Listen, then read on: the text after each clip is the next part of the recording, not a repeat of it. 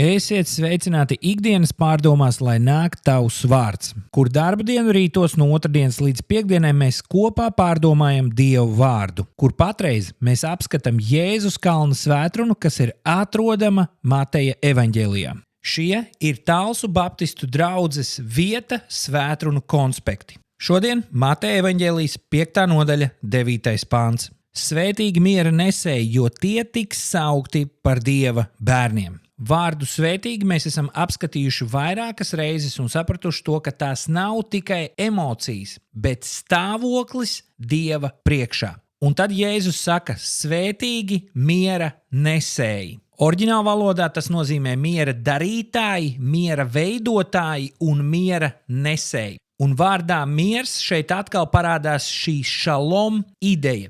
Pilnīgs miers, harmonija, veselība un attiecību atjaunošana. Un klāt šim mieram nāk vārds darīt un radīt. Miera nesēji nav tikai tie, kas izvairās no konfliktiem, tas ir aktīvs darbs, miera radīšana, samierināšana, sašķelto attiecību atjaunošana. Un tad Jēzus saka, tie, kas dara šīs lietas, tie tiks saukti par Dieva bērniem. Oriģināla valodā ne tikai bērni, ne tikai ģimenes locekļi, bet tie, kas līdzinās tēvam un nes viņa raksturu. Kāpēc Dieva bērniem ir jābūt miera nesējiem? Jo Dievs pats ir miera avots. 1. vēstule korintiešiem 14. nodaļa 33. pāns, jo Dievs nav nekārtības Dievs, bet miera Dievs. 2. vēstule korintiešiem 5. nodaļa 18. pāns. Bet tas viss nāk no Dieva, kas mūs ir salīdzinājis ar sevi caur Kristu un mums devis salīdzināšanas kalpošanu. Šī raksturvieta parāda to,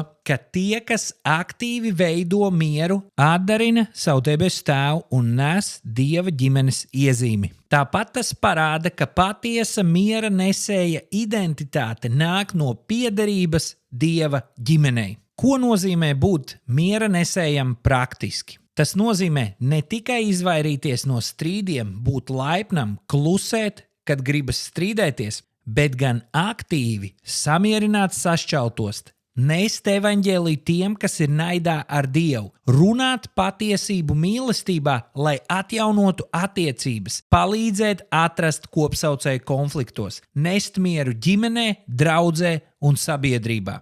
Un tas bieži ietver grēka atzīšanu, piedošanu un taisnības meklēšanu. Vecajā derībā priesteri un levīti bija miera nesēji, jo viņi samierināja tautu ar Dievu caur upuriem. Jaunajā derībā Jēzus ir galīgais augstais priesteris un miera karalis. Šodien miera nesēji ir Kristus mācekļi, kas turpina viņa samierināšanas kalpošanu. Un kas šodien ir Kristus mācekļi? Es un tu, un mums ir jānes miers. Šodienas polarizētajā pasaulē, kur ir politika, šķelšanās, sociālie tīkli, šis pants ir ļoti aktuāls. Būt miera nesējam nenozīmē būt naivam vai kompromitēt patiesību. Tas nozīmē nest patiesību mīlestībā, lai radītu īstu mieru tiem cilvēkiem, kas ir mums apkārt. Un šeit ir jautājums tev. Kur konkrēti tavā dzīvē Dievs aicina tevi šodien būt miera nesējam? Nevis tikai vēlēties mieru, bet aktīvi veidot mieru. Jo Dievs katru no mums ir ielicis konkrētā vietā, lai mēs tur būtu par gaismu.